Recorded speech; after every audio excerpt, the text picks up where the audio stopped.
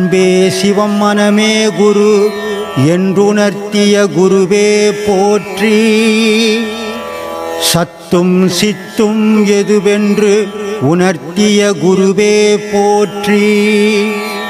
எனக்குள் இறைவனை உணர வைத்த குருவே போற்றி.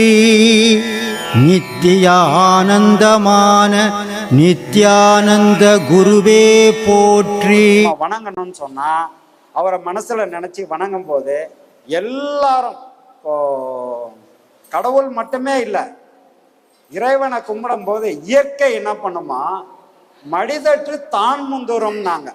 ஏன்னா நீ மற்றவங்களுக்காக இப்போ வள்ளலார் இருந்தாரு, வள்ளலாருக்கு இறைவன் காட்சி, ஜோதி வடிவானவர் வள்ளலார், ஜோதியில ஐக்கியமாயிட்டாரு. ஆனா அவரே ஓன்னு அழுதுன்னு இருக்கிறாரு. ஏண்டா, நான் தான் உனக்குள்ள வந்துட்டேன், இப்ப நீ வேற நான் வேற இல்லை, நாம ரெண்டு பேரும் உன்னோட ஒன்று கலந்துட்டோம், நீ இன்னும் ஏண்டா அழுகுறன்னா, இது எனக்கு மட்டும் கிடைச்சா போதுமா, இந்த உலகத்துல எல்லாருக்கும் கிடைக்கணும், அதனால நான் அழுகுறேன்றாரு. அப்போ ஒவ்வொரு ஞானியும் என்ன நினைக்கிறாங்கன்னா, எல்லாரும் ஞானம் அடையணும், எல்லாருக்கும் எல்லாம் கத்துக்கணும். அதனாலதான் அதுக்கு முன் உதாரணமா ஐயா இருந்து அவர் கத்துக்கின கலையை இந்த உலகம் பூரா போகணுன்றதுக்காக தான் இவ்வளோ பெரிய ஏற்பாடுகளை இங்க செய்து எங்களை மாதிரி ரெண்டு பேரை இங்க உருவாக்கி கத்திக்கின்னு கிடங்கடா, ஆனா போய் சேர்த்துடணும்டா, நீங்க இதாண்டா உங்க வேலையினார், அதனால கத்திங்க கிடக்குறோம் சாமி. இப்போ என்கிட்ட கேட்டாரு, காற்றே கடவுள் உணவே கடவுள், எல்லா கடவுள் தான். ஸோ இந்த சாப்பாடு இல்லை, இந்த உடல் அன்னமய கோஷத்தால் ஆனது இல்லையா, சாப்பாடு போடலைன்னா உடல் வாடி போயிடும்.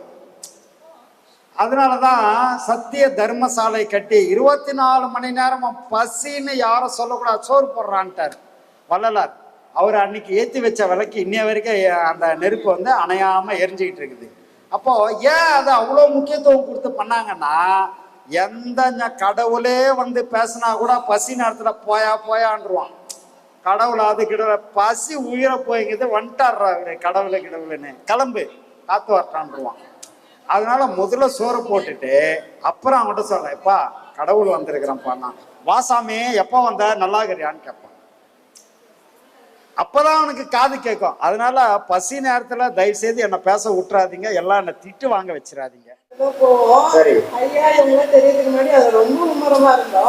ஆனா கடவுள் இந்த வழியில எடுத்து வந்தாரு. அதிகாரங்களுக்கும் ஐயா சித்தர்களுக்கும் எனக்கு இருக்கிற ஒரு பெருமையும் சொல்லுங்க. இப்போ இவங்க நல்ல கேள்விதான் இவங்க கேட்கறதும், ஆனா இது சிம்பிளான கேள்விங்க. இது என்னன்னா, இவங்க சிவனடியார், அவங்க என்ன சொல்றாங்க, இப்ப ஞானிகள் இப்ப ஐயாவோட பாதையில போறீங்க, நீங்கெல்லாம் இந்த மாதிரி இருக்கிறீங்க, நாங்க சிவனடியாரா இருக்கிறோம், உத்ராட்சம் கட்டிக்கின்னு போயிட்டு இருக்கிறோம், எங்களுக்கும் உங்களுக்கும் என்ன வேறுபாடு தான் அவங்க கேட்கறாங்க. அப்படித்தானம்மா? இல்ல இது ரெண்டும் தெரிஞ்சுக்கினாதாம்மா அந்த ஒற்றுமை என்னான்னு சொல்ல முடியும். வேறுபாடு சொன்னாதானங்க ஒற்றுமை தெரியும்.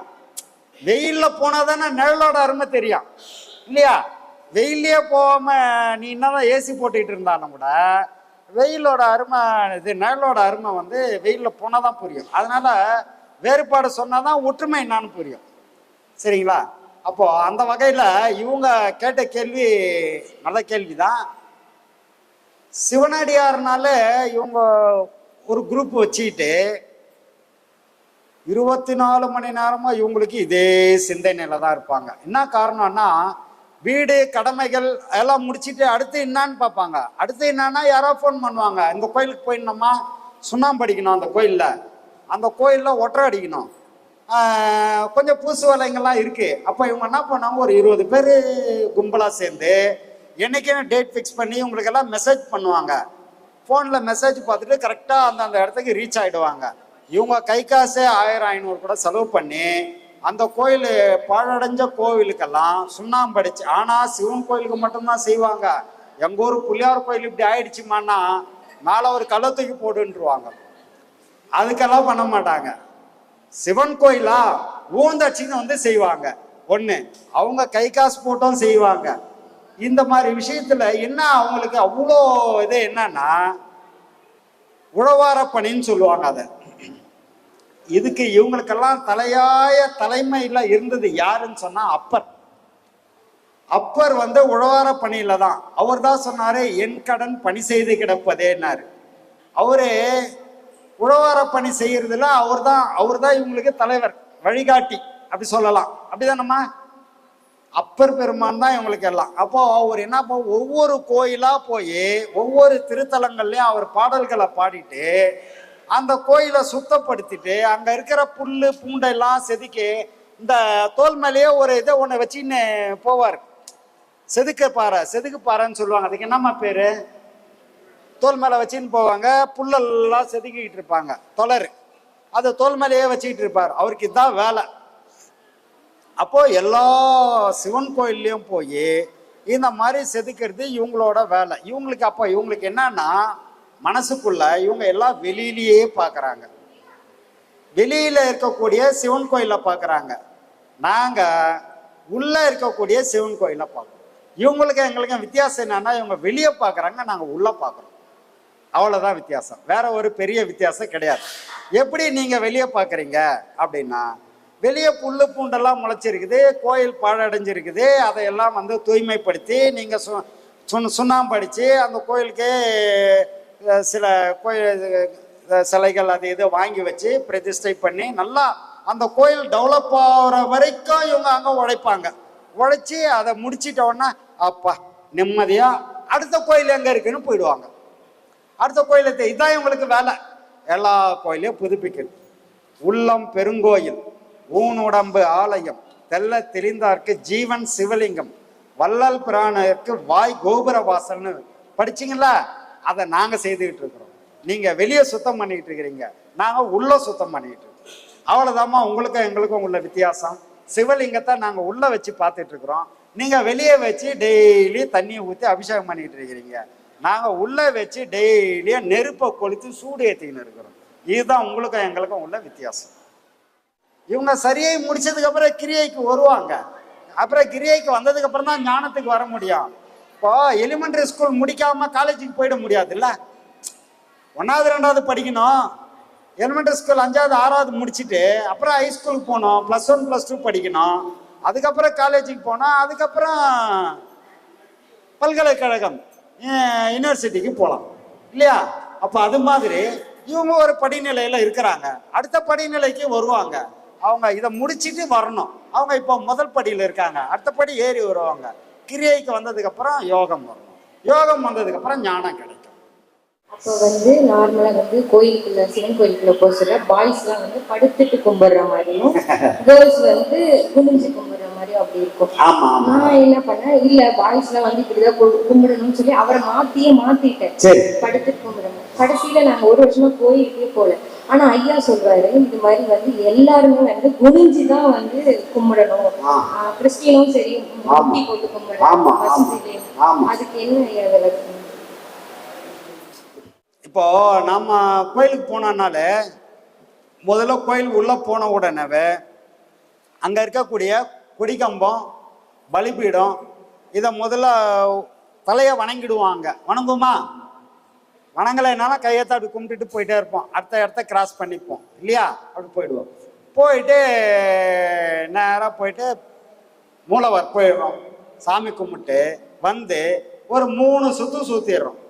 எல்லாம் அட்லீஸ்ட் 1 சுத்தாவது சுற்றுவோம், அவசரத்தில் 1 சுத்தாவது சுற்றிட்டு வந்துடுறோம் இல்லையா? அப்படி சுற்றிட்டு வரும்பொழுது நமக்கு இந்த மூளைக்கும் மூலாதாரத்துக்கும் ஒரு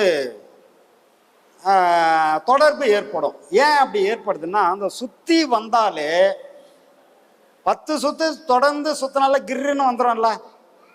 சுற்றியே பாருங்க, மயக்கம் வராமல் இருக்கும். 2 கையோடு வச்சு நல்லா கொஞ்ச நேரம் சுற்றுங்களேன், மயக்கம் ஊந்துடுற மாதிரி ஆகிடும்ல. அது மாதிரி இதை அப்படி சுற்றி வரும்பொழுது இந்த 2 இணைப்பு வரும். ஏன் இணைப்பு வருது அப்படின்னா, அந்த சுற்றி வரும்போது அது வர்றதுக்கான இயல்பு, அந்த நரம்பு 72,000 நாடி நரம்புகள்ல சுற்றி வரும்போது ஒரு நரம்பு சூட்சமமா வேலை செய்யும். அப்படி வேலை செய்யும் போது மூலாதாரத்தில் இருக்கக்கூடிய அந்த தண்ணி முதுகுத்தண்டு வழியா இந்த மூளையில இருக்கக்கூடிய பீனியல் கிளாண்டு, பிட்யூட்டரி கிளாண்டு, அப்படி 2 கிளாண்டு இருக்கு. அந்த 2 கிளாண்ட்ல ஒரு தண்ணி சுரக்கும். அது எப்பவுமே தண்ணிக்குள்ள. என்னன்னா எங்க விழுந்தா பைக்கில் போகிறான், திடீர்னு ஊந்துடுறான், எங்கே அடிப்பட்டாலும் காப்பாற்றிடலாம், தலையில் அடிப்பட்டா காப்பாற்ற, ஹெல்மெட் போடுறான்றான், காப்பாற்ற முடியாமல் போயிட ஹெல்மெட் போடுன்றான். அப்போ என்ன அர்த்தம்னா தலையில் மூளைன்னு ஒன்று இருக்கு. இந்த மூளையில் கீழே நீ வேகமாக விழுந்தினா அது அடிப்பட்டதுன்னா அங்கே இருக்க தண்ணியில் தான் மூளை எதுவும் ஆகிடக்கூடாதுன்னு ஒரு கிண்ணம் மாதிரி வச்சு அதுக்குள்ளே தண்ணியை வச்சு தண்ணியில் இதை வச்சுக்கிறான். இதுதான் 1000 இதழ் கொண்ட அன்பே சிவம் மனமே குரு என்றுணர்த்திய குருவே போற்றி. சத்தும் சித்தும் எதுவென்று உணர்த்திய குருவே போற்றி. எனக்குள் இறைவனை உணர வைத்த குருவே போற்றி. நித்திய ஆனந்தமான நித்யானந்த குருவே போற்றி. குரு பிரம்மஸ்ரீ நித்யானந்தரே போற்றி போற்றி. ஆகாமியத்தை உணர வைத்த குருவே போற்றி. இன்ப துன்பம் நாட்டம் எதுவென்று உணர்த்திய குருவே போற்றி.